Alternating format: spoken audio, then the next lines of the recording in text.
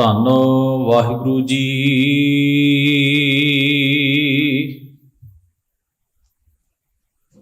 ਰਾਮਾਨੰਦ ਜੀ ਘਰ ਪਹਿਲਾ। ਇੱਕ ਓੰਕਾਰ ਸਤਿਗੁਰ ਪ੍ਰਸਾਦ।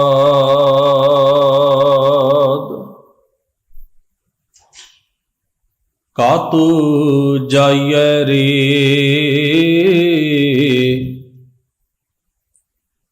ਘਰ ਲਾਗੋ ਰੰਗ। ਮੇਰਾ ਚਿਤ ਨਾ ਚੱਲੈ ਮਨ ਭਇਓ ਪੰਗ ਰਹਾਉ। ਏਕ ਦਿਵਸ ਮਨ ਭਈ ਉਮੰਗ ਘਾਸ ਚੰਦਨ ਚੋਆ ਬਹੁ ਸੁਗੰਧ। ਪੂਜਨ ਚਾਲੀ ਬ੍ਰਹਮ ਠਾਇ ਸੋ ਬ੍ਰਹਮ ਬਤਾਇਓ ਗੁਰ ਮਨ ਹੀ ਮਾਹਿ। ਜਹਾਂ ਜਾਈਐ ਤਹ ਜਲ ਪਖਾਨ ਤੂੰ ਪੂਰ ਰਹਿਓ ਹੈ ਸਭ ਸਮਾਨ। ਵੇਦ ਪੁਰਾਨ ਸਭ ਦੇਖੇ ਜੋਇ ਉਹਾਂ ਤੋ ਜਾਈਐ ਜੋ ਇਹਾਂ ਨਾ ਹੋਇ। ਸਤਿਗੁਰ ਮੈਂ ਬਲਿਹਾਰੀ ਤੋਰ ਜਿਨ ਸਕਲ ਬਿਕਲ ਭ੍ਰਮ ਕਾਟੇ ਮੋਰ।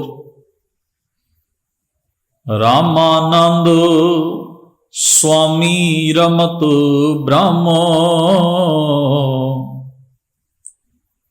ਗੁਰ ਕਾ ਸ਼ਬਦ ਕਾਟੈ ਕੋਟ ਕਰਮ।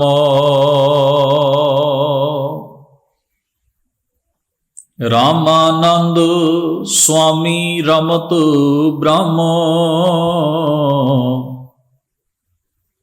ਗੁਰ ਕਾ ਸ਼ਬਦ ਕਾਟੈ ਕੋਟ ਕਰਮ। ਵਾਹਿਗੁਰੂ ਜੀ ਕਾ ਖਾਲਸਾ ਵਾਹਿਗੁਰੂ ਜੀ ਕੀ ਫਤਿਹ।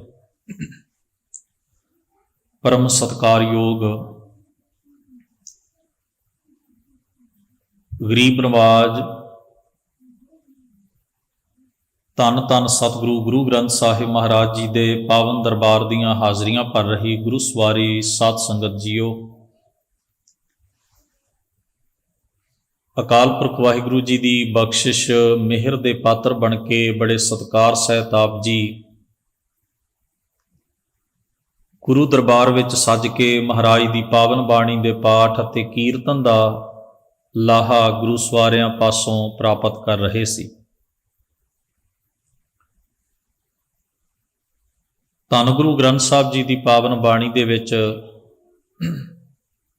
15 ਭਗਤ ਸਾਹਿਬਾਨਾਂ ਦੀ ਮੁਬਾਰਕ ਬਾਣੀ ਵੱਖ-ਵੱਖ ਰਾਗਾਂ ਵਿੱਚ ਦਰਜ ਹੈ,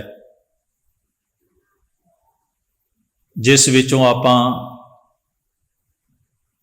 ਕੁਝ ਭਗਤ ਸਾਹਿਬਾਨਾਂ ਦੇ ਉਪਦੇਸ਼ ਨੂੰ ਲੜੀਵਾਰ ਵਿਚਾਰਨ ਦਾ ਇਹ ਯਤਨ, ਇਹ ਕੋਸ਼ਿਸ਼ ਇਹਨਾਂ ਰੋਜ਼ ਦੇ ਦੀਵਾਨਾਂ ਵਿੱਚ ਕਰ ਰਹੇ ਹਾਂ।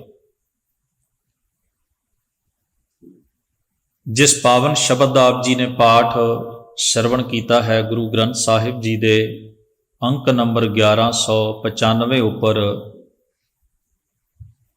ਬਸੰਤ ਰਾਗ ਦੇ ਵਿੱਚ ਇਹ ਪਾਵਨ ਸ਼ਬਦ ਸੁਭਾਇਮਾਨ ਹੈ, ਦਰਜ ਹੈ। ਇਸ ਸ਼ਬਦ ਦਾ ਜੋ ਸਿਰਲੇਖ ਹੈ ਰਾਮਾਨੰਦ ਜੀ, ਭਾਵ ਇਹ ਜੋ ਸ਼ਬਦ ਹੈ ਭਗਤ ਰਾਮਾਨੰਦ ਜੀ ਦਾ ਉਚਾਰਨ ਕੀਤਾ ਹੋਇਆ ਹੈ। ਥੋੜਾ ਜਿਹਾ ਜੇਕਰ ਅਸੀਂ ਇਤਿਹਾਸ ਵਾਲੇ ਪਾਸੇ ਜਾਈਏ, ਭਗਤ ਰਾਮਾਨੰਦ ਜੀ ਪ੍ਰਯਾਗ ਦੇ ਜੰਮਪਲ ਸਨ ਤੇ ਉਹਨਾਂ ਦਾ ਦੇਹਾਂਤ ਕਾਂਸ਼ੀ ਦੇ ਵਿੱਚ, ਬਨਾਰਸ ਦੇ ਵਿੱਚ ਹੋਇਆ। ਹਾਲਾਂਕਿ ਕਿਸੇ ਭਗਤ ਸਾਹਿਬਾਨ ਦੀ ਮਹਾਨਤਾ, ਵਡਿਆਈ ਕਿਸੇ ਜਾਤ ਜਾਂ ਬਰਾਦਰੀ ਕਰਕੇ ਬਿਲਕੁਲ ਨਹੀਂ,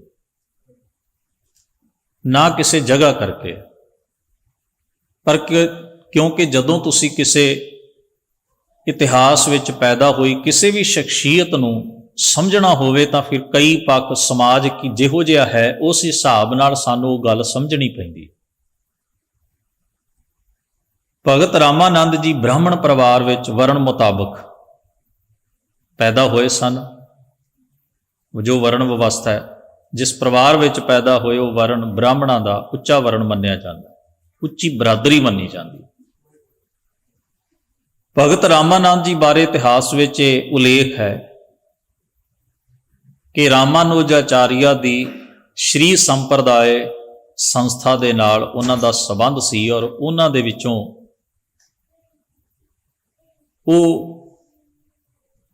ਉਹਨਾਂ ਦੇ ਮੁਖੀ ਪ੍ਰਚਾਰਕ ਦੇ ਰੂਪ ਵਿੱਚ ਵਿਚਰਦੇ ਰਹੇ ਹਨ। ਇਹ ਸੰਸਥਾ ਜਾਤ ਪਾਤ ਨੂੰ ਬਹੁਤ ਮੰਨਦੀ ਹੈ, ਵੈਸ਼ਨਵ ਵਿਚਾਰਧਾਰਾ ਵਾਲੀ ਹੈ। ਵਿਪਰਵਾਦ ਦੀਆਂ ਪੀੜੀਆਂ ਗੰਢਾਂ ਜਿਹੜੀਆਂ ਹਨ ਉਹਨਾਂ ਨੂੰ ਇਹ ਪ੍ਰਚਾਰਦੇ, ਅਪਣਾਉਂਦੇ ਅਤੇ ਉਸ ਮੁਤਾਬਕ ਚੱਲਦੇ ਨੇ। ਰਾਘਵਾਨੰਦ ਇਹਨਾਂ ਦੇ ਆਗੂ ਸਨ, ਪਰ ਇਹਨਾਂ ਗੱਲਾਂ ਕਰਕੇ ਉਹਨਾਂ ਨਾਲ ਮਤਭੇਦ ਪਏ। ਆਪਣੇ ਸਮੇਂ ਤੋਂ ਪਹਿਲਾਂ ਹੋ ਚੁੱਕੇ ਜਿਹੜੇ ਪਰਮੇਸ਼ਰ ਦੇ ਪਿਆਰੇ ਭਗਤ ਸਾਹਿਬਾਨ ਸਨ, ਉਹਨਾਂ ਦੇ ਜੀਵਨ ਤੇ ਉਪਦੇਸ਼ ਦਾ ਪ੍ਰਭਾਵ ਰਾਮਾਨੰਦ ਜੀ ਨੇ ਕਬੂਲ ਕੀਤਾ ਤੇ ਉਸ ਸੰਸਥਾ ਨਾਲੋਂ ਪੱਕੇ ਤੌਰ ਦੇ ਉੱਤੇ ਇਹਨਾਂ ਨੇ ਆਪਣਾ ਨਾਤਾ ਤੋੜ ਲਿਆ। ਕੇਵਲ ਸਰੀਰਕ ਤੌਰ ਤੇ ਨਹੀਂ, ਕੇਵਲ ਵਰਤੋਂ ਵਿਹਾਰ ਦੇ ਤੌਰ ਤੇ ਹੀ ਨਹੀਂ, ਬਲਕਿ ਵਿਚਾਰਧਾਰਕ ਤੌਰ ਤੇ ਵੀ ਇਹਨਾਂ ਨੇ ਭਗਤ ਸਾਹਿਬਾਨਾਂ ਦਾ ਉਪਦੇਸ਼ ਗ੍ਰਹਿਣ ਕਰਕੇ ਖੁਦ ਵੀ ਇੰਨੀ ਉੱਚੀ ਆਤਮਿਕ ਅਵਸਥਾ ਹਾਸਲ ਕੀਤੀ ਤੇ ਉਸ ਦਾ ਪ੍ਰਚਾਰ ਫਿਰ ਇਹਨਾਂ ਨੇ ਦੂਰ ਦਰਾਜ ਤੱਕ, ਖਾਸ ਤੌਰ ਤੇ ਉੱਤਰੀ ਭਾਰਤ ਵਿੱਚ ਕੀਤਾ। ਗੁਰੂ ਗ੍ਰੰਥ ਸਾਹਿਬ ਦੇ ਵਿੱਚ ਅਸੀਂ ਭਗਤ ਕਬੀਰ ਸਾਹਿਬ ਜੀ ਦੀ ਬਾਣੀ ਪੜ੍ਹਦੇ ਹਾਂ, ਭਗਤ ਰਵਿਦਾਸ ਸਾਹਿਬ ਜੀ ਦੀ ਬਾਣੀ ਪੜ੍ਹਦੇ ਹਾਂ, ਭਗਤ ਧੰਨਾ ਜੀ ਦੀ ਬਾਣੀ ਪੜ੍ਹਦੇ ਹਾਂ, ਭਗਤ ਸੈਣ ਜੀ ਦੀ ਬਾਣੀ ਪੜ੍ਹਦੇ ਹਾਂ, ਭਗਤ ਪੀਪਾ ਜੀ ਦਾ ਸ਼ਬਦ ਵੀ ਆਪਾਂ ਪਿਛਲੇ ਦਿਨਾਂ ਵਿੱਚ ਵਿਚਾਰਿਆ। ਇਹ ਪੰਜੇ ਮਹਾਂਪੁਰਖ ਜਿਨ੍ਹਾਂ ਦੀ ਬਾਣੀ ਗੁਰੂ ਗ੍ਰੰਥ ਸਾਹਿਬ 'ਚ ਹੈ, ਇਹਨਾਂ ਨੂੰ ਲਾਗ ਇਸ ਪਾਸੇ ਦੀ ਜਿਹੜੀ ਸੋਝੀ ਹੈ ਜਾਂ ਚੇਤਨਾ ਹੈ ਜਾਂ ਇਸ ਪਾਸੇ ਦਾ ਜਿਹੜਾ ਪ੍ਰੇਮ ਹੈ, ਇਸ ਰਾਹ ਦੇ ਉੱਤੇ ਤੁਰਨ ਦੀ ਜਿਹੜੀ ਪ੍ਰੇਰਨਾ ਹੈ, ਭਗਤ ਰਾਮਾਨੰਦ ਜੀ ਕੋਲੋਂ ਪ੍ਰਾਪਤ ਹੋਈ। ਇਹ ਬੜੀ ਵੱਡੀ ਗੱਲ ਹੈ ਆਪਣੇ ਆਪ ਵਿੱਚ। ਤੋ ਸਤਿਗੁਰੂ ਧੰਨ ਗੁਰੂ ਗ੍ਰੰਥ ਸਾਹਿਬ ਜੀ ਦੀ ਪਾਵਨ ਬਾਣੀ ਦੇ ਵਿੱਚ ਭਗਤ ਰਾਮਾਨੰਦ ਜੀ ਦਾ ਕੇਵਲ ਇੱਕ ਹੀ ਸ਼ਬਦ ਦਰਜ ਹੈ। ਹੋਰ ਵੀ ਬਹੁਤ ਸਾਰੇ ਮਹਾਂਪੁਰਖ ਨੇ ਜਿਨ੍ਹਾਂ ਦਾ ਇੱਕ ਇੱਕ ਸ਼ਬਦ ਦਰਜ ਹੈ। ਭਗਤ ਪੀਪਾ ਜੀ ਦਾ ਆਪਾਂ ਇੱਕ ਸ਼ਬਦ ਵਿਚਾਰਿਆ ਹੈ, ਸੈਣ ਜੀ ਦਾ ਇੱਕ ਸ਼ਬਦ ਵਿਚਾਰਿਆ ਹੈ, ਪਰਮਾਨੰਦ ਜੀ ਦਾ ਇੱਕ ਸ਼ਬਦ ਵਿਚਾਰਿਆ ਹੈ। ਤੋ ਇਸੇ ਤਰ੍ਹਾਂ ਭਗਤ ਰਾਮਾਨੰਦ ਜੀ ਦਾ ਵੀ ਇੱਕੋ ਹੀ ਸ਼ਬਦ ਗੁਰੂ ਗ੍ਰੰਥ ਸਾਹਿਬ 'ਚ ਦਰਜ ਹੈ, ਜਿਸ ਦਾ ਆਪ ਜੀ ਨੇ ਹੁਣੇ ਪਾਠ ਸੁਣਿਆ। ਇਸ ਦੇ ਨਾਲ ਹੀ ਸਿਰਲੇਖ ਵਿੱਚ ਦਰਜ ਹੈ ਘਰ ਪਹਿਲਾ। ਗੁਰੂ ਗ੍ਰੰਥ ਸਾਹਿਬ ਦੇ ਵਿੱਚ 1 ਤੋਂ ਲੈ ਕੇ 17 ਤੱਕ ਘਰਾਂ ਦਾ ਸਿਰਲੇਖ ਵਿੱਚ ਜ਼ਿਕਰ ਹੈ। ਘਰ ਦਾ ਮਤਲਬ ਹੁੰਦਾ ਹੈ ਸੁਰ ਤੇ ਤਾਲ ਨਾਲ ਸੰਬੰਧਿਤ, ਇਸ ਨੂੰ ਜਿਵੇਂ ਗਾਇਆ ਜਾਣਾ ਹੈ ਉਹਦੀ ਗਾਈਡ ਲਾਈਨ ਹੈ। ਜਿਵੇਂ ਬਸੰਤ ਰਾਗ ਹੈ, ਇਸ ਤਰ੍ਹਾਂ ਮਿਸ਼ਰਤ ਰਾਗ ਨੇ, ਫਿਰ ਇਸ ਨੂੰ ਕਿਹੜੇ ਘਰ ਵਿੱਚ ਗਾਇਆ ਜਾਣਾ ਹੈ, ਇਹ ਸੁਰ ਤਾਲ ਯਾਨੀ ਕਿ ਸੰਗੀਤ ਨਾਲ ਸੰਬੰਧਿਤ ਹੈ। ਸੰਖੇਪ ਮੰਗਲਾਚਰਣੇ ਦੇ ਉੱਪਰ ਸੁਭਾਇਮਾਨ ਹੈ। ਇੱਕ ਓੰਕਾਰ ਸਤਿਗੁਰ ਪ੍ਰਸਾਦ। ਕੋਈ ਵਿਸ਼ੇਸ਼ ਬਾਣੀ ਸ਼ੁਰੂ ਹੋਵੇ, ਕੋਈ ਰਾਗ ਆਰੰਭ ਹੋਵੇ, ਕਿਸੇ ਮਹਾਂਪੁਰਖ ਦੀ ਬਾਣੀ ਆਰੰਭ ਹੋਵੇ ਤਾਂ ਉਹਦੇ ਉੱਪਰ ਬਾਰ-ਬਾਰ ਇਹ ਸਿਰਲੇਖ 4 ਰੂਪਾਂ ਵਿੱਚ ਗੁਰੂ ਗ੍ਰੰਥ ਸਾਹਿਬ 'ਚ ਆਉਂਦਾ। ਇਸ ਦਾ ਮੂਲ ਭਾਵ ਇਹ ਹੈ ਵੀ ਇਸ ਫਾਰਮੂਲੇ ਨੂੰ, ਇਸ ਬੇਸਿਕ ਸਿਧਾਂਤ ਨੂੰ ਬਿਲਕੁਲ ਨਾ ਭੁੱਲਿਆ ਜਾਵੇ। ਜਿਸ ਨੇ ਵੀ ਬਾਣੀ ਨੂੰ ਪੜ੍ਹਨਾ ਹੈ, ਜਿਸ ਨੇ ਬਾਣੀ ਨੂੰ ਗਾਉਣਾ ਹੈ, ਜਿਸ ਨੇ ਬਾਣੀ ਨੂੰ ਵਿਚਾਰਨਾ ਤੇ ਸਮਝਣਾ ਹੈ, ਉਹ ਇਸ ਮੰਗਲਾਚਰਨ ਦੇ ਉਪਦੇਸ਼ ਨੂੰ ਜ਼ਰੂਰ ਸਨਮੁਖ ਰੱਖੇ ਕਿ ਸ਼ਬਦ ਦੀ ਜਿੰਨੀ ਵੀ ਬਾਣੀ ਦੀ ਜਿੰਨੀ ਵੀ ਅਰਥਾਵਲੀ ਹੈ, ਭਾਵ ਹੈ, ਉਹਦੇ ਵਿੱਚ ਜੋ ਬ੍ਰਹਮ ਦਾ ਸਰੂਪ ਹੈ, ਅਕਾਲ ਪੁਰਖ ਵਾਹਿਗੁਰੂ ਦਾ ਸਰੂਪ ਹੈ, ਉਹ ਇਸ ਮੰਗਲਾਚਰਨ ਦੇ ਵਿੱਚ ਨਿਰਧਾਰਿਤ ਕਰ ਦਿੱਤਾ ਗਿਆ। ਤੋ ਕੋਈ ਲਫ਼ਜ਼ ਪੜ੍ਹ ਕੇ, ਸ਼ਬਦ ਪੜ੍ਹ ਕੇ ਭੁਲੇਖਾ ਨਾ ਖਾਏ ਵੀ ਬ੍ਰਹਮ ਕਿਹਨੂੰ ਕਿਹਾ, ਰਾਮ ਕਿਹਨੂੰ ਕਿਹਾ, ਵਿਸ਼ਨ ਕਿਹਨੂੰ ਕਿਹਾ, ਬੀਠਲ ਕਿਹਨੂੰ ਕਿਹਾ। ਜਿੰਨੇ ਵੀ ਸ਼ਬਦ ਗੁਰੂ ਗ੍ਰੰਥ ਸਾਹਿਬ 'ਚ ਆਉਂਦੇ ਨੇ, ਤੋ ਇੱਕ ਹਿੰਦਸਾ ਲਖਾਇਕ ਹੈ, ਇੱਕ ਬੱਝਵੀਂ ਕੇਂਦਰੀ ਸਿਰਜਣਹਾਰ, ਸੰਚਾਲਕ ਤੇ ਘਾਲਕ ਸੱਤਾ ਦਾ। ਉਹ ਸੱਤਾ ਜੋ ਸਾਰੀ ਕਾਇਨਾਤ ਵਿੱਚ ਇੱਕ ਰਸ ਨਿਰੰਤਰ ਵਿਦਮਾਨ ਸਮਾਈ ਹੋਈ ਹੈ, ਜੋ ਸਦੀਵ ਕਾਲ ਕਾਇਮ ਰਹਿਣ ਵਾਲੀ ਹੈ, ਜਿਸ ਉੱਤੇ ਸਮੇਂ ਦਾ ਕੋਈ ਪ੍ਰਭਾਵ ਨਹੀਂ।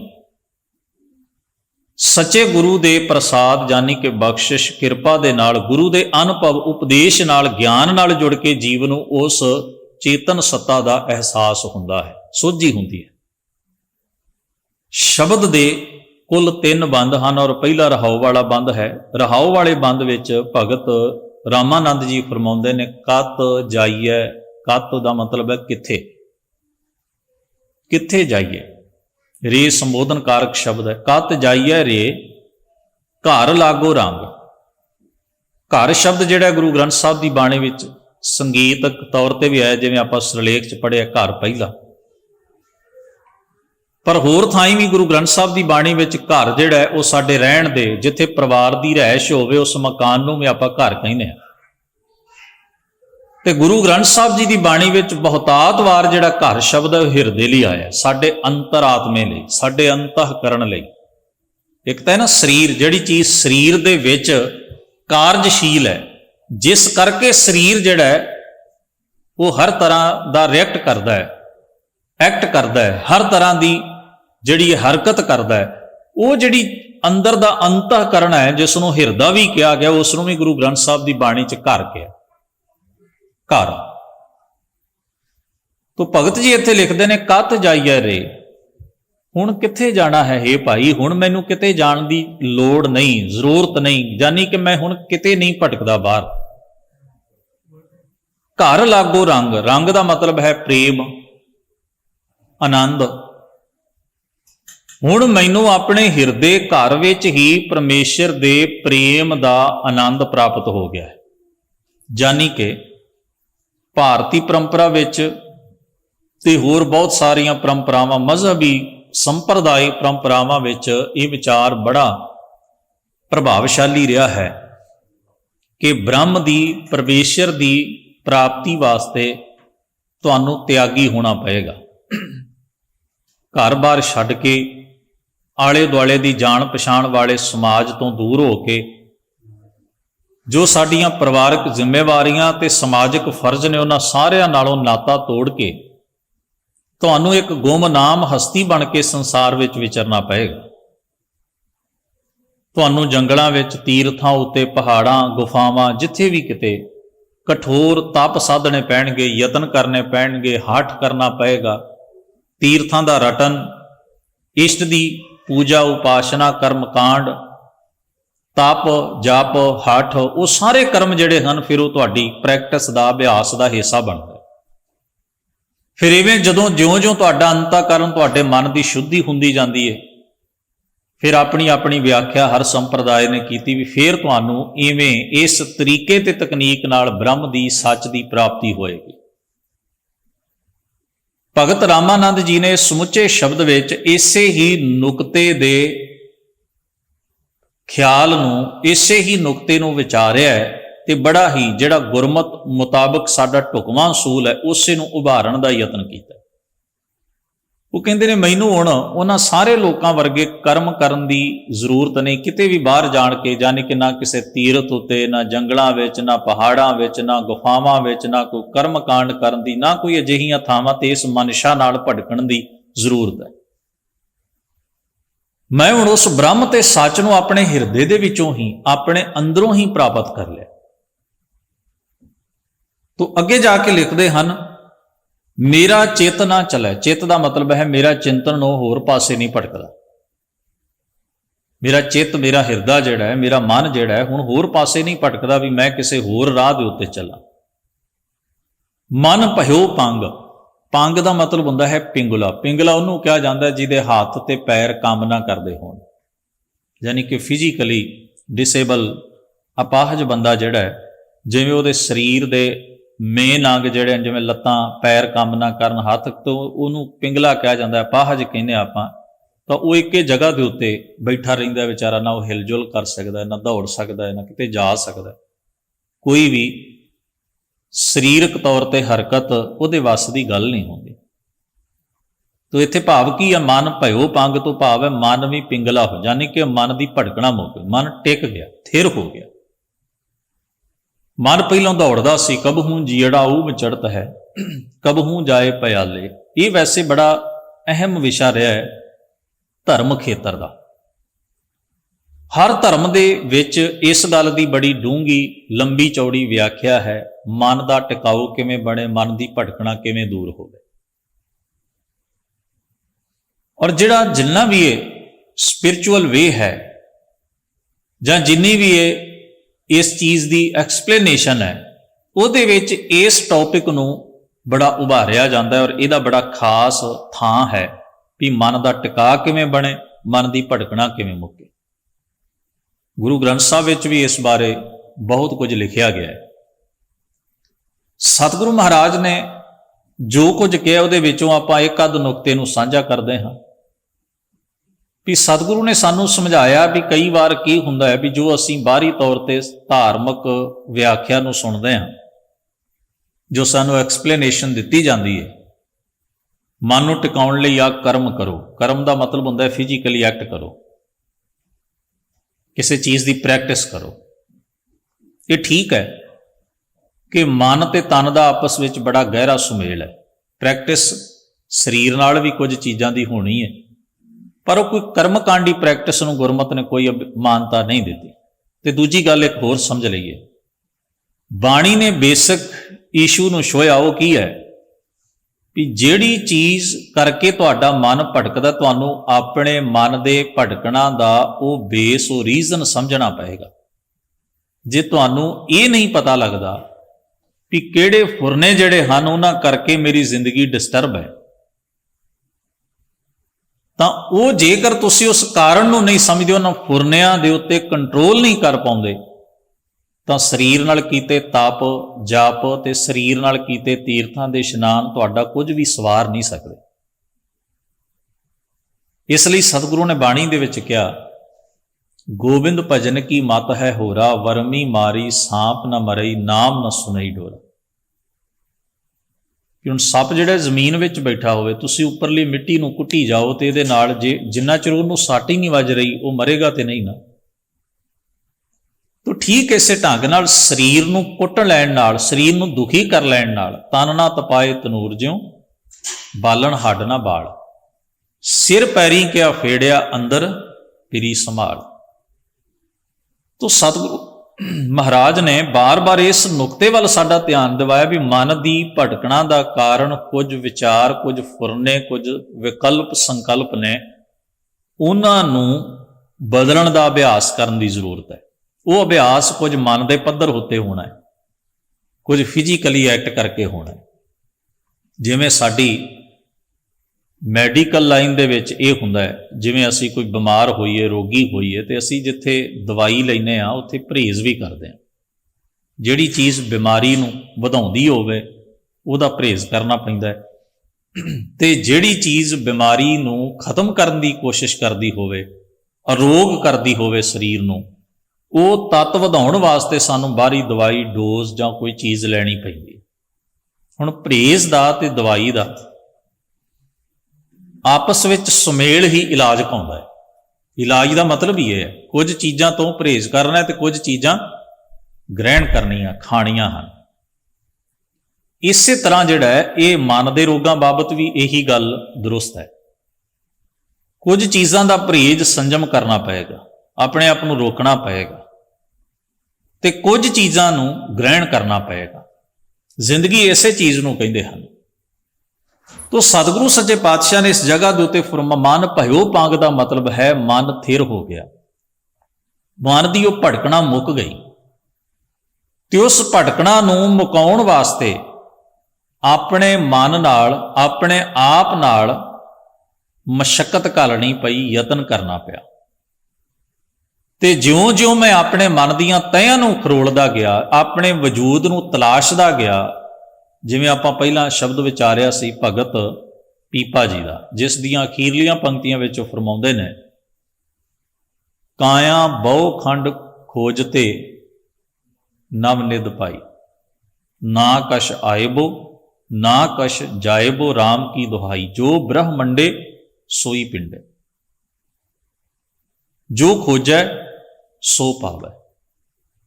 ਜਿਵੇਂ ਘਟਨਾ ਆਉਂਦੀ ਹੈ ਨਾ, ਵੈਸੇ ਤਾਂ ਬਹੁਤ ਸਾਰੀਆਂ ਐਸੀਆਂ ਘਟਨਾਵਾਂ ਸਾਡੇ ਸਾਹਮਣੇ ਇਤਿਹਾਸ ਸਾਖੀਆਂ ਵਿੱਚ ਦਰਜ ਨੇ। ਭਗਤ ਹੋਇਆ ਇੱਕ ਆਪਣੇ ਆਪ ਨੂੰ ਭਗਤ ਖਵਾਉਂਦੇ ਸਨ, ਕਾਨ੍ਹਾ ਜੀ। ਉਹਨਾਂ ਦਾ ਮਨ ਕੀਤਾ ਵੀ ਸੰਨਿਆਸੀਆਂ ਦੀ ਮੰਡਲੀ ਵਿੱਚ ਰਲ ਜਾਣ। ਪ੍ਰਭਾਵ ਹੁੰਦਾ ਨਾ, ਕੋਈ ਕਿਸੇ ਦੀ ਬਹਿਣੀ ਵਿੱਚ ਬਹਿ ਜਾਏ, ਸੰਗਤ 'ਚ ਰਲ ਜਾਏ, ਤੇ ਉਹਨਾਂ ਲੋਕਾਂ ਵਰਗੀ ਮੱਤ ਲੈ ਕੇ ਉਹਨੂੰ ਪ੍ਰੈਕਟਿਸ ਕਰਨ ਲੱਗਦਾ। ਜਿਹੜੀ ਸੰਸਥਾ ਨਾਲ ਕੋਈ ਅਟੈਚ ਹੋਵੇ, ਜਿਹੋ ਜਿਹੀ ਵਿਆਖਿਆ ਕਰਨ ਵਾਲਿਆਂ ਨਾਲ ਕੋਈ ਜੁੜਿਆ ਹੋਵੇ, ਜਿਹੋ ਜਿਹੀ ਕੋਈ ਧਾਰਨਾ ਦਾ ਪੱਕਾ ਹੋ ਜਾਂਦਾ, ਉਹ ਫਿਰ ਉਹਦੇ ਮੁਤਾਬਕ ਚੱਲਦਾ, ਉਹਦਾ ਪ੍ਰਭਾਵ ਕਬੂਲ ਲੈਂਦਾ। ਉਹਨਾਂ ਦੇ ਕੋਈ ਮਿੱਤਰ ਜਾਣਕਾਰ ਸਨ ਜਿਹੜੇ ਸੰਨਿਆਸੀਆਂ ਨਾਲ ਰਲ ਗਏ ਸਨ, ਤੇ ਜਿਸ ਵੇਲੇ ਉਹਨਾਂ ਨੇ ਨਗਰ ਵਿੱਚ ਆਉਣਾ ਜਾਣਾ, ਤੇ ਇਹਨਾਂ ਨੇ ਵੀ ਜਾ ਕੇ ਉਹਨਾਂ ਦੀ ਸੰਗਤ ਕਰਨੀ, ਬਹਿਣਾ। ਉਹਨਾਂ ਨੇ ਬੜਾ ਕਹਿਣਾ ਵੀ ਮਨੁੱਖਾ ਜੀਵਨ ਤੇਰਾ ਜਾਂ ਹੀ ਜਾ ਰਿਹਾ ਹੈ, ਤੂੰ ਇਹਨੂੰ ਗਵਾਈ ਜਾਂਦਾ, ਤੈਨੂੰ ਸੰਨਿਆਸੀ ਬਣ ਕੇ ਪਰਮੇਸ਼ਰ ਦੀ ਭਗਤੀ ਵੱਲ ਚੱਲਣਾ ਚਾਹੀਦਾ। ਹੁਣ ਇੱਕ ਪਾਸੇ ਇਹ ਪ੍ਰਭਾਵ ਜ਼ੋਰ ਫੜੇ ਵੀ ਮੈਂ ਇਹਨਾਂ ਦੀ ਗੱਲ ਮੰਨਾਂ ਤੇ ਜੀਵਨ ਸਫਲਾ ਕਰਾਂ, ਸੰਨਿਆਸੀ ਬਣ ਕੇ ਚਲਿਆ ਜਾਵਾਂ ਘਰ ਤੋਂ। ਹੈ ਤੇ ਜੰਜਾਲ ਹੀ। ਬੰਦਾ ਜਦੋਂ ਗ੍ਰਸਤ ਦੇ ਸੁੱਖਾਂ ਵੱਲ ਵੇਖਦਾ ਹੈ ਤੇ ਆਖਦਾ ਹੈ ਇਸ ਤੋਂ ਵਧੀਆ ਹੋਰ ਜੀਵਨ ਹੋ ਹੀ ਨਹੀਂ ਸਕਦਾ। ਜਦੋਂ ਗ੍ਰਸਤੀ ਜੀਵਨ ਦੀਆਂ ਪੇਚੀਦਗੀਆਂ ਵੱਲ ਵੇਖਦਾ ਹੈ, ਮੁਸ਼ਕਿਲਾਂ ਵੱਲ ਵੇਖਦਾ ਹੈ, ਉਲਝਣਾਂ ਵੱਲ ਵੇਖਦਾ ਹੈ, ਉਸ ਵੇਲੇ ਉਹ ਕਨਫਿਊਜ਼ ਹੁੰਦਾ ਤੇ ਕਹਿੰਦਾ ਹੈ ਤੇ ਇਹ ਜਾਨ ਦਾ ਸਿਆਪਾ ਹੀ, ਇਹ ਛੁੱਟ ਜਾਏ ਤੇ ਚੰਗੀ ਗੱਲ ਹੈ। ਕਿਉਂਕਿ ਜਿੱਥੇ ਜ਼ਿੰਮੇਵਾਰੀਆਂ ਤੇ ਫਰਜ਼ਾਂ ਵਿੱਚ ਅੜਚਣ ਆਉਂਦੀ ਹੈ, ਜਿੱਥੇ ਕੋਈ ਐਸਾ ਜੀਵਨ ਘੁੰਮਣ ਘੇਰੀਆਂ ਵਿੱਚ ਫਸਦਾ ਹੈ, ਉਲਝਣਾਂ ਵਿੱਚ ਫਸਦਾ ਹੈ, ਉੱਥੇ ਫਿਰ ਲੱਗਦਾ ਵੀ ਹੈ ਤੇ ਕੱਖ ਵੀ ਨਹੀਂ। ਵੀ ਐਵੇਂ ਤੁਸੀਂ ਪਰਿਵਾਰ ਨੂੰ ਪਾਲਦੇ ਰਹੋ, ਐਵੇਂ ਲੋਕਾਂ ਦਾ ਹਾਲ ਪੁੱਛਦੇ ਰਹੋ, ਐਵੇਂ ਜ਼ਿੰਮੇਵਾਰੀਆਂ ਚੁੱਕੀ ਛੱਡੋ, ਐਵੇਂ ਲੋਕਾਂ ਦਾ ਭਲਾ ਕਰਦੇ ਰਹੋ, ਇਹਦੇ ਚੋਂ ਕੀ ਕੱਢਣਾ ਕਿਸੇ ਨੇ। ਬੈਰਾਗੀਆਂ ਦੇ ਮਨ ਵਿੱਚ ਤੇ ਉਹਨਾਂ ਦੀ ਵਿਆਖਿਆ 'ਚ ਇਹ ਜ਼ੋਰ ਬੜਾ ਪ੍ਰਪੱਕ ਸੀ, ਇਹ ਵਿਆਖਿਆ ਦਾ ਵੀ ਇਹ ਸਭ ਨਾਸ਼ਵੰਤ ਹੈ। ਉਹ ਇੰਨਾ ਕੁ ਦ੍ਰਿੜ ਕਰਾ ਦਿੰਦੇ ਸਨ ਬੰਦੇ ਨੂੰ, ਉਹਨੂੰ ਲੱਗਣ ਲੱਗ ਜਾਂਦਾ ਸੀ ਵੀ ਬੰਦਾ ਤਾਂ ਹੈ ਹੀ ਕੱਖ ਨਹੀਂ, ਐਵੇਂ ਭਾਰ ਚੁੱਕਣ ਵਾਲੀ ਗੱਲ ਹੈ, ਛੱਡੋ ਪਰੇ। ਤੁਹਾਡੇ ਮਨ ਦੀ ਘਾੜ ਉਹੋ ਜਿਹੀ ਘੜੀ ਜਾਂਦੀ, ਜਿਹੋ ਜਿਹੀ ਤੁਸੀਂ ਵਿਆਖਿਆ ਨੂੰ ਸੁਣੋ ਤੇ ਜਿਹੋ ਜਿਹੀ ਤੁਸੀਂ ਸੰਗਤ 'ਚ ਬਹਿ ਜਾਓ, ਤੇ ਤੁਸੀਂ ਅੰਦਾਜ਼ਾ ਲਾਓ ਵੀ ਇੱਕ ਵਿਚਾਰ ਬੰਦੇ ਦੇ ਜੀਵਨ ਨੂੰ ਕਿਹੜੇ-ਕਿਹੜੇ ਰਾਹ ਦੇ ਉੱਤੇ ਤੋਰਨ ਦੀ ਤਾਕਤ ਰੱਖਦਾ। ਕੋਈ ਨਿੱਕੀ ਗੱਲ ਨਹੀਂ ਹੁੰਦੀ।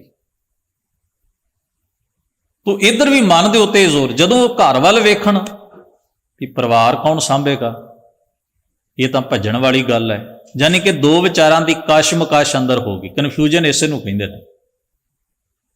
ਤੁਹਾਡੇ ਅੰਦਰ ਹੀ ਇਹੋ ਜਿਹੀ ਕਸ਼ਮਕਸ਼ ਵੀ ਤੁਸੀਂ ਉਲਝਣ ਵਿੱਚ ਪਏ ਹੋ ਵੀ ਮੈਂ ਸੰਨਿਆਸੀ ਬਣਾ ਕਿ ਮੈਂ ਪਰਿਵਾਰ ਸਾਂਭਾਂ, ਕਿੱਧਰ ਜਾਵਾਂ ਮੈਂ। ਤੇ ਉਹਨਾਂ ਨੇ ਇੱਕ ਤਰ੍ਹਾਂ ਨਾਲ ਜਿਵੇਂ ਅਲਟੀਮੇਟਮ ਦੇ ਦਿੰਦੇ ਨਾ ਮਿੱਤਰ ਕੋਈ ਖਾਸ, ਵੀ ਤੂੰ ਫੈਸਲਾ ਕਰ ਲੈ ਵੀ ਅਸੀਂ ਤੈਨੂੰ ਲੈ ਜਾਣਾ ਕੱਲ ਜਾਂ ਪਰਸੋਂ ਨੂੰ। ਸਾਡੇ ਨਾਲ ਵੀ ਇਹ ਬੀਤੀ। ਅਗਲੇ ਕਹਿੰਦੇ ਨੇ ਸਾਡੇ ਨਾਲ ਵੀ ਇਹੋ ਹੀ ਹੋਇਆ, ਤੂੰ ਬਹੁਤਾ ਦੁਬਦਾ ਚ ਨਾ ਪੈ, ਪਰੇਸ਼ਾਨ ਨਾ ਹੋ, ਇਹ ਚੱਲਦਾ ਹੀ ਰਹਿੰਦਾ। ਹੁਣ ਉਹ ਸੋਚੀ ਜਾਂਦਾ ਵੀ ਅੱਜ ਉਹਨਾਂ ਨੂੰ ਜਵਾਬ ਦੇਣਾ, ਉਹ ਫੇਰ ਪੁੱਛਣਗੇ। ਅੱਜ ਬਹਾਨਾ ਨਹੀਂ ਚੱਲਣਾ, ਰੋਜ਼ ਬਹਾਨੇ ਕਰਦਾ। ਉਹ ਆਪਣੇ ਘਰ ਤੋਂ ਨਿਕਲਿਆ ਤੇ ਬਾਹਰ ਇਸ ਤਰ੍ਹਾਂ ਜਿਵੇਂ ਬੰਦਾ ਕਨਫਿਊਜ਼ ਜਿਹਾ ਹੋਇਆ, ਉਹਨੂੰ ਸੁੱਝਦਾ ਨਹੀਂ ਵੀ ਕਿੱਥੇ ਖਲੋਣਾ ਹੈ। ਉਹ ਮੂੰਹ ਤੋਂ ਕੁਝ ਹੋਰ ਕਹਿੰਦਾ, ਸੁਰਤ ਉਹਦੀ ਕਿਤੇ ਹੈ, ਜਾਂਦਾ ਉਹ ਕਿਧਰ ਨੂੰ ਹੈ। ਹਰ ਤਰ੍ਹਾਂ ਦਾ ਉਹਦਾ ਜਿਹੜਾ ਸਰੀਰਕ ਐਕਟ ਹੈ ਬਦਲ ਜਾਂਦਾ। ਉਹ ਖਲੋਤਾ ਹੈ ਤੇ ਕਮਾਈ ਝਾੜੂ ਦੇ ਰਹੀ, ਕੱਚੇ ਥਾਂ ਹੈ, ਝਾੜੂ ਦੇ ਰਹੀ ਹੈ। ਤੇ ਹੁਣ ਝਾੜੂ ਜਿਹੜੀ ਮਾਈ ਦੇ ਰਹੀ, ਉਹਦੇ ਅੱਗੇ ਕੋਈ ਖੜਾ ਹੋਵੇ ਤੇ ਉਹਨੇ ਕਹਿਣਾ ਹੀ ਵੀ ਇੱਕ ਪਾਸੇ ਹੋ, ਕਿਉਂ ਸਿਰ 'ਚ ਖੇਪ ਆਉਣਾ। ਉਹਨੇ ਆਵਾਜ਼ ਦਿੱਤੀ, ਸੁਣੀ ਨਾ, ਕਿਉਂਕਿ ਦਿਮਾਗ ਤਾਂ ਹੋਰ ਕਿਤੇ ਲੱਗਾ ਹੈ। ਉਹ ਥੋੜੀ ਕਾਹਲੀ ਪਈ ਤੇ ਉਹਨੇ ਕਿਹਾ ਵੇ ਪਾਸੇ ਹੋ ਜਾ, ਇੱਕ ਪਾਸੇ ਹੋ ਜਾ, ਕਿਉਂ ਅਧਵਾਟੇ ਖੜ ਕੇ ਸਿਰ 'ਚ ਖੇਪ ਪਵਾਈ ਜਾਂਦਾ।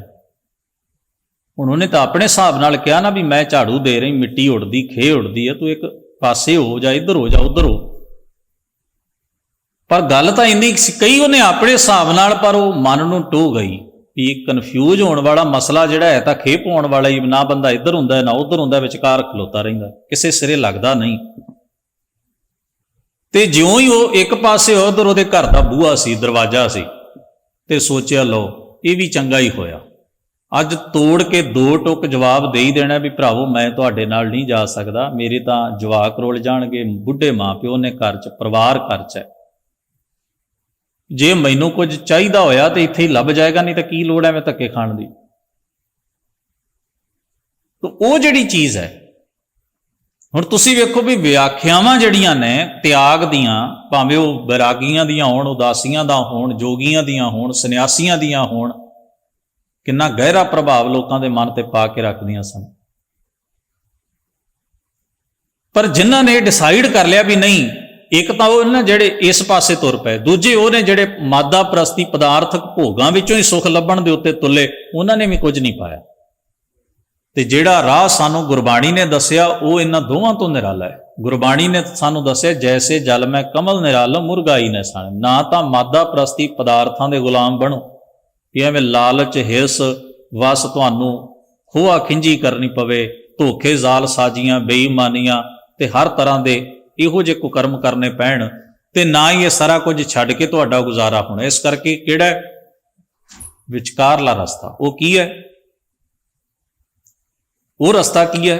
ਪਦਾਰਥ ਤੁਹਾਡੀ ਵਰਤੋਂ ਲਈ ਹੈ, ਇਹਦੇ ਗੁਲਾਮ ਨਾ ਹੋਵੋ ਤੇ ਇਸ ਨੂੰ ਛੱਡਣ ਦਾ ਢੋਂਗ ਵੀ ਨਾ ਕਰੋ। ਉਹ ਜਿਹੜਾ ਵਿਚਕਾਰਲਾ ਮਾਰਗ ਹੈ, ਇਹੀ ਮਨੁੱਖ ਦੇ ਜੀਵਨ ਦਾ ਅਸਲ ਮਾਰਗ ਹੈ। ਇਹ ਸਾਧਨ ਨੇ ਸਾਰੀਆਂ ਚੀਜ਼ਾਂ। ਆਪਣੀ ਸੁਰਤ ਨੂੰ ਪਾਕ ਸਾਫ਼ ਰੱਖੋ, ਆਪਣੇ ਮਨ ਨੂੰ ਪਾਕ ਸਾਫ਼ ਰੱਖੋ, ਤਾਂ ਉਸ ਭਾਵ ਵਿੱਚ ਆਖਦੇ ਨੇ, ਫਿਰ ਅੱਗੇ ਜਾ ਕੇ ਇਹਦੀ ਬੜੀ ਸੋਹਣੀ ਵਿਆਖਿਆ ਕਰਦੇ, ਕਹਿੰਦੇ ਇੱਕ ਦਿਵਸ ਮਨ ਭਈ ਉਮੰਗ। ਇਹ ਹੁਣ ਵਿਆਖਿਆ ਕਰਨ ਦਾ ਢੰਗ ਹੈ ਭਗਤ ਜੀ ਦਾ। ਕਹਿੰਦੇ ਉਮੰਗ ਦਾ ਮਤਲਬ ਚਾਹ, ਇੱਛਾ, ਤਾਂਗ। ਇੱਕ ਦਿਨ ਮੇਰੇ ਮਨ 'ਚ ਵੀ ਤਾਂਗ ਆਈ ਕਿ ਦੁਨੀਆ ਜਾਂਦੀ ਹੈ, ਮੰਦਰਾਂ 'ਚ ਜਾਂਦੀ ਹੈ, ਤੀਰਥਾਂ ਤੇ ਜਾਂਦੀ ਹੈ, ਹੋਰ ਥਾਵਾਂ ਤੇ ਜਾਂਦੀ ਹੈ, ਮੈਂ ਵੀ ਜਾ ਕੇ ਵੇਖਾਂ। ਮੇਰੇ ਮਨ 'ਚ ਵੀ ਇੱਛਾ ਪੈਦਾ ਹੋਈ ਤੇ ਮੈਂ ਕੀ ਕੀਤਾ, ਘਾਸ ਚੰਦਨ ਚੋਆ ਬਹੁ ਸੁਗੰਧ। ਉਹਨੂੰ ਕਹਿੰਦੇ ਸਨ ਸਿੱਲ ਤੇ ਵੱਟਾ, ਤੇ ਚੰਦਨ ਲੈ ਕੇ ਤੇ ਉਹਦੇ ਉੱਤੇ ਰੱਖ ਕੇ ਉਹਨੂੰ ਘੋਟਿਆ ਜਾਂਦਾ ਸਿੱਲ ਵੱਟੇ ਨਾਲ, ਜਿਸ ਨੂੰ ਭਗਤ ਰਵਿਦਾਸ ਜੀ ਕਹਿੰਦੇ ਨਾਮ ਤੇਰੋ ਉਰਸਾ। ਤਾਂ ਉਹਨੂੰ ਫਿਰ ਥੋੜਾ ਪਾਣੀ ਪਾ ਕੇ ਵਟਣਾ ਜਿਹਾ ਬਣਾ ਕੇ ਉਹਨੂੰ ਮੱਥੇ ਦੇ ਉੱਤੇ ਲਾਇਆ ਜਾਂਦਾ ਸੀ, ਤੇ ਕੁਝ ਹੋਰ ਚੀਜ਼ਾਂ ਜਿਹੜੀਆਂ ਸਨ ਉਹਦਾ ਫਿਰ ਅਰਕ ਕੱਢ ਕੇ, ਸੱਤ ਕੱਢ ਕੇ, ਤੇ ਉਹ ਦੇਵਤੇ ਦੀ ਪੂਜਾ ਕਰਨ ਵਾਸਤੇ ਮੰਦਿਰ ਦੇ ਵਿੱਚ ਲਿਜਾਈਆਂ ਜਾਂਦੀਆਂ ਸੁਗੰਧੀ ਵਾਲੀਆਂ ਚੀਜ਼ਾਂ। ਉਸ ਪਾਸੇ ਇਸ਼ਾਰਾ ਕਰਦਾ। ਘਾਸ ਘਸਾ ਕੇ, ਪੀ ਕੇ, ਚੰਦਨ ਚੋਆ ਇਤਰ ਆਦਿਕ ਬਹੁ ਸੁਗੰਧ, ਹੋਰ ਕਈ ਸੁਗੰਧੀਆਂ ਵਾਲੀਆਂ ਚੀਜ਼ਾਂ। ਪੂਜਨ ਚਾਲੀ ਬ੍ਰਹਮ ਠਾਏ, ਮੈਂ ਵੀ ਪੂਜਣ ਤੁਰ ਪਈ। ਕਿਸੇ ਖਾਸ ਦੇਵ ਸਥਾਨ, ਦੇਵਤੇ, ਕਿਸੇ ਖਾਸ ਮੰਦਰ, ਕਿਸੇ ਸ਼ਿਵਾਲੇ ਦਿਵਾਲੇ ਆਦਿਕ ਵਿੱਚ। ਪਰ ਅੱਗੇ ਜਾ ਕੇ ਲਿਖਦੇ ਨੇ ਸੋ ਬ੍ਰਹਮ ਬਤਾਇਓ ਗੁਰ ਘਾਰੀ। ਜਿਸ ਬ੍ਰਹਮ ਨੂੰ ਖੁਸ਼ ਕਰ ਲਈ ਮੈਂ ਕਰਮ ਕਾਂਡ ਦੀਆਂ ਚੀਜ਼ਾਂ ਲੈ ਕੇ ਬਾਹਰ ਨੂੰ ਤੁਰਿਆ ਜਾ ਰਿਹਾ ਸੀ ਤੇ ਬਾਹਰ ਲੱਭ ਰਿਹਾ ਸਾਂ, ਉਹਨੂੰ ਗੁਰੂ ਨੇ ਬੜੀ ਮਿਹਰ ਕੀਤੀ। ਉਹਨਾਂ ਨੇ ਸਮਝਾਇਆ ਨਹੀਂ, ਉਹ ਬ੍ਰਹਮ ਤਾਂ ਤੇਰੇ ਅੰਦਰ ਵੀ ਹੈ, ਉਹ ਤਾਂ ਤੇਰੇ ਹਿਰਦੇ ਵਿੱਚ ਹੈ। ਫਿਰ ਆਖਦੇ ਨੇ, ਫਿਰ ਮੈਨੂੰ ਸਮਝ ਪਈ ਗੁਰੂ ਦੇ ਉਪਦੇਸ਼ ਨਾਲ ਵੀ ਜਹ ਜਾਈਏ ਤੈਂ ਜਲ ਪਖਾਨ, ਕਿਉਂਕਿ ਜੋ ਵਰਤਾਰਾ ਉਹ ਆਲੇ ਦੁਆਲੇ ਵੇਖਦੇ ਨੇ ਉਹਨੂੰ ਕੋਡ ਕਰਦੇ ਨੇ, ਉਹਦਾ ਹਵਾਲਾ। ਕਹਿੰਦੇ ਨੇ ਜਿੱਥੇ ਜਾਓ, ਕਿਸੇ ਤੀਰਥ ਤੇ ਚਲੇ ਜਾਓ, ਉੱਥੇ ਕੀ ਹੈ? ਪੱਥਰ, ਪੱਥਰਾਂ ਦੀ ਬਿਲਡਿੰਗ ਹੈ। ਤਥਾ ਕਥਿਤ ਭਗਵਾਨ ਅੰਦਰ ਪੱਥਰਾਂ ਦਾ ਬਣਿਆ ਹੋਇਆ। ਉਹ ਜਿਵੇਂ ਕਿਸੇ ਨੇ ਘੜ ਦਿੱਤਾ ਹੈ, ਉਹ ਰੂਪ ਲੋਕਾਂ ਨੂੰ ਚੰਗਾ ਲੱਗਣ ਲੱਗ, ਕਿਉਂਕਿ ਭਗਵਾਨ ਹੈ ਨਾ। ਜਦੋਂ ਅਗਲਾ ਕਵੇ ਵੀ ਇਹ ਮੂਰਤੀ ਭਗਵਾਨ ਦੀ, ਕਿੰਨੀ ਵੀ ਡਰਾਉਣੀ ਹੋਵੇ ਤੁਸੀਂ ਲੈ ਹੀ ਲਓਗੇ ਉਹਨੂੰ। ਤੇ ਵੈਸੇ ਤੁਸੀਂ ਲੈਣ ਜਾਓ ਤੇ ਤੁਸੀਂ ਕਹੋਗੇ ਵੀ ਨਹੀਂ, ਇਹ ਤਾਂ ਦਿਨ ਰਾਤ ਤੇ ਮੱਥੇ ਲੱਗਣਾ ਹੈ, ਇਹੋ ਜੀ ਚੀਜ਼ ਮੈਂ ਨਹੀਂ ਕਰ ਰੱਖਣੀ। ਜੇ ਕੋਈ ਕਵੇ ਭਗਵਾਨ ਹੈ ਤੇ ਉਹਦੇ ਉੱਤੇ ਵੀ ਤੁਹਾਡਾ ਯਕੀਨ ਟਿਕੇ, ਤੁਹਾਨੂੰ ਲੱਗੇਗਾ ਨਹੀਂ ਇਹ ਮੇਰੀ ਰੱਖਿਆ ਕਰੇਗੀ। ਉਸ ਤਰ੍ਹਾਂ ਡਰਾਉਣੀ ਹੈ ਪਰ ਵੈਸੇ ਰੱਖਿਆ ਕਰੇਗੀ। ਤੋ ਜਿਹੜਾ ਇੱਕ ਸਾਡੇ ਉੱਤੇ ਪ੍ਰਭਾਵ ਜਿਹੜਾ ਪੈ ਜਾਂਦਾ ਹੈ ਸੁਰਤ ਦੇ ਉੱਤੇ, ਹੁਣ ਉਹਨੂੰ ਕਹਿੰਦੇ ਨੇ ਭਗਤ ਜੀ ਕਹਿੰਦੇ ਨੇ ਵੀ ਮੈਂ ਇਹ ਸਮਝ ਲਿਆ ਵੀ ਕਿਸੇ ਵੀ ਤੀਰਥ ਤੇ ਚਲੇ ਜਾਓ, ਉੱਥੇ ਕੀ ਹੈ? ਪੱਥਰਾਂ ਦੀ ਇਮਾਰਤ ਹੈ, ਪੱਥਰਾਂ ਦੇ ਦੇਵ ਨੇ, ਤੇ ਨਹਾਉਣ ਵਾਸਤੇ ਪਾਣੀ ਹੈ, ਨਦੀਆਂ ਨੇ, ਸਰੋਵਰ ਨੇ। ਜਹ ਜਾਈਏ ਤਾਂ ਜਲ ਪਖਾਨ। ਤੇ ਗੁਰੂ ਨੇ ਮਿਹਰ ਕਰਕੇ ਮੈਨੂੰ ਸਮਝਾ ਦਿੱਤਾ ਵੀ ਇਹ ਸਮਝ ਲੈ ਤੂੰ ਪੂਰ ਰਹਿਓ ਹੈ ਸਭ ਸਮਾਨ। ਇਹ ਮੇਰੇ ਮਾਲਕ, ਤੂੰ ਕੱਲਾ ਕੋਈ ਤੀਰਥਾਂ ਦਾ ਗੁਲਾਮ ਜਾਂ ਤੀਰਥਾਂ ਤੇ ਬੱਝਾ ਹੋਇਆ ਥੋੜੀ ਹੈ, ਤੂੰ ਪੂਰ ਰਹਿਓ, ਤੂੰ ਸਮਾਇਆ ਹੋਇਆ ਹੈ ਸਭ ਸਮਾਨ, ਸਾਰਿਆਂ ਵਿੱਚ ਬਰਾਬਰ। ਨਾ ਹੁਣ ਮੇਰੇ ਲਈ ਜਾਤ ਪਾਤ ਦਾ ਬੰਧਨ ਰਹਿ ਗਿਆ, ਨਾ ਕਿਸੇ ਰੂਪ ਜਾਂ ਰੰਗ ਦਾ ਬਰਾਦਰੀ ਦਾ ਬੰਧਨ ਰਹਿ ਗਿਆ, ਨਾ ਅਮੀਰੀ ਗਰੀਬੀ ਦਾ ਰਹਿ ਗਿਆ, ਨਾ ਮਜ਼ਹਬ ਦਾ ਰਹਿ ਗਿਆ। ਮੇਰੇ ਲਈ ਸਾਰੇ ਮਨੁੱਖਾਂ ਵਿੱਚ ਵੀ ਉਹ ਪਰਮੇਸ਼ਰ, ਸਾਰੀ ਕਾਇਨਾਤ, ਸਾਰੀ ਸ੍ਰਿਸ਼ਟੀ ਦੇ ਜ਼ਰਰੇ ਜ਼ਰਰੇ ਵਿੱਚ ਉਹ ਆਪ ਵਿਦਮਾਨ ਹੈ, ਸਮਾਇਆ ਹੋਇਆ। ਫਿਰ ਆਖਦੇ ਨੇ ਵੇਦ ਪੁਰਾਣ ਸਭ ਦੇਖੇ ਜੋਏ। ਮੈਂ ਧਾਰਮਿਕ ਗ੍ਰੰਥਾਂ ਨੂੰ ਵੀ, ਜੋਏ ਦਾ ਮਤਲਬ ਹੈ ਖੋਜਿਆ, ਪੜਤਾਲਿਆ, ਚੰਗੀ ਤਰ੍ਹਾਂ ਨਾਲ ਨਿੱਠ ਕੇ ਉਹਨਾਂ ਦੀ ਵਿਚਾਰ ਕੀਤੀ। ਤੇ ਮੈਂ ਇਹ ਸੋਚਿਆ ਵੀ ਸ਼ਾਇਦ ਇਹਨਾਂ ਨਾਲ ਹੀ ਪਾਰ ਉਤਾਰਾ ਹੋ ਜਾਏ, ਪਰ ਮੈਂ ਹੁਣ ਜਾਣ ਗਿਆ ਹਾਂ, ਊਹਾਂ ਤਉ ਜਾਈਆ ਜੋ ਈਹਾਂ ਨਾ ਹੋਏ। ਕਿਸੇ ਹੋਰ ਥਾਂ ਤਾਂ ਭਟਕਣ ਦੀ ਲੋੜ ਪਵੇ ਜੇ ਉਸ ਵਾਹਿਗੁਰੂ ਦੀ ਹਸਤੀ, ਉਸ ਵਾਹਿਗੁਰੂ ਅਕਾਲ ਪੁਰਖ ਦੀ ਜੋਤ, ਉਸ ਵਾਹਿਗੁਰੂ ਦਾ ਪ੍ਰਭਾਵ ਇੱਥੇ ਨਾ ਹੋਵੇ। ਉਹ ਜਦੋਂ ਇੱਥੇ ਵੀ ਹੈ ਤਾਂ ਫਿਰ ਹੋਰ ਕਿਤੇ ਭਟਕਣ ਦੀ ਕੀ ਜ਼ਰੂਰਤ ਹੈ। ਅਖੀਰਲੇ ਬੰਦ ਵਿੱਚ ਆਖਦੇ ਨੇ ਸਤਿਗੁਰ ਮੈਂ ਬਲਿਹਾਰੀ ਤੋਰ, ਹੈ ਮੇਰੇ ਸੱਚੇ ਸਤਿਗੁਰੂ, ਮੈਂ ਤੇਰੇ ਤੋਂ ਸਦਕੇ ਕੁਰਬਾਨ ਬਲਿਹਾਰ ਜਾਂਦਾ ਹਾਂ। ਜਿਨ ਸਕਲ ਬਿਕਲ ਭ੍ਰਮ ਕਾਟੇ ਮੋਰ, ਜਿਸ ਨੇ ਮੇਰੇ ਸਾਰੇ ਹੀ ਕਠਨ ਭਰਮ, ਬਿਕਲ ਦਾ ਮਤਲਬ ਹੁੰਦਾ ਹੈ ਕਠਨ, ਭ੍ਰਮ ਦਾ ਮਤਲਬ ਭੁਲੇਖੇ, ਭੁਲੇਖਾ ਅਗਿਆਨਤਾ ਕਰਕੇ ਪੈਦਾ ਹੁੰਦਾ। ਸਕਲ ਦਾ ਭਾਵ ਹੈ ਸਾਰੇ। ਜਿਸ ਨੇ ਮੇਰੇ ਕਠਨ ਤੋਂ ਕਠਨ ਭੁਲੇਖੇ ਭਰਮ ਜਿਹੜੇ ਸਨ, ਜਿਹੜੇ ਅਗਿਆਨਤਾ ਵਿੱਚੋਂ ਉਤਪੰਨ ਹੋ ਕੇ ਪੈਦਾ ਹੋ ਕੇ ਟਿਕੇ ਹੋਏ ਸਨ ਮੇਰੇ ਜੀਵਨ 'ਚੋਂ, ਸਾਰੇ ਕੱਟ ਦਿੱਤੇ, ਦੂਰ ਕਰ ਦਿੱਤੇ। ਰਾਮਾਨੰਦ ਸਵਾਮੀ ਰਮਤ ਬ੍ਰਹਮ, ਆਪਣੇ ਨਾਂ ਦੀ ਮੋਹਰ ਛਾਪ ਵਰਦਿਆਂ ਭਗਤ ਰਾਮਾਨੰਦ ਜੀ ਕਹਿੰਦੇ ਨੇ ਮੇਰਾ ਉਹ ਸਵਾਮੀ ਮਾਲਕ, ਉਹ ਬ੍ਰਹਮ ਸਾਰੀਆਂ ਥਾਵਾਂ ਤੇ ਰਮਤ ਰਮਿਆ ਹੋਇਆ, ਵਿਆਪਕ ਹੈ, ਸਮਾਇਆ ਹੋਇਆ। ਗੁਰ ਕਾ ਸ਼ਬਦ ਕਾਟੈ ਕੋਟ ਕਰਮ, ਗੁਰੂ ਦਾ ਜੋ ਉਪਦੇਸ਼ ਹੈ, ਸਤਿਗੁਰੂ ਦੀ ਜੋ ਮੱਤ ਹੈ, ਆਤਮ ਵਿਵੇਕ ਹੈ ਜਿਹੜਾ, ਉਹ ਆਤਮਿਕ ਵਿਵੇਕ ਦੇ ਰਾਹੀਂ ਕਰੋੜਾਂ ਕਰਮਾਂ ਦੇ ਭੈੜੇ ਮੰਦੇ ਅਮਲਾਂ ਦੇ ਪ੍ਰਭਾਵ ਤੋਂ ਮੁਕਤੀ ਹਾਸਲ ਕੀਤੀ ਜਾ ਸਕਦੀ ਹੈ। ਉਹ ਮੁਕਤੀ ਦਾ ਮਾਰਗ ਵੀ ਸਾਡੇ ਆਪਣੇ ਵਜੂਦ ਵਿੱਚ ਹੈ, ਜਿਸ ਨੂੰ ਜੀਵ ਨੂੰ ਤਲਾਸ਼ਣਾ ਪੈਂਦਾ। ਸਤਿਗੁਰੂ ਮਿਹਰ ਕਰਨ, ਇਹ ਪਾਵਨ ਉਪਦੇਸ਼ ਸਾਡੇ ਸਭਨਾਂ ਦੇ ਮਨ ਹਿਰਦੇ ਵਿੱਚ ਵਸੇ। ਸਤਿਗੁਰੂ ਹੋਈਆਂ ਭੁੱਲਾਂ ਚੁੱਕਾਂ ਦੀ ਖਿਮਾ ਬਖਸ਼ਣ। ਸਭਨਾਂ ਦਾ ਧੰਨਵਾਦ। ਫਤਿਹ ਸਾਂਝੀ ਕਰੋ। ਵਾਹਿਗੁਰੂ ਜੀ ਕਾ ਖਾਲਸਾ, ਵਾਹਿਗੁਰੂ ਜੀ ਕੀ ਫਤਿਹ।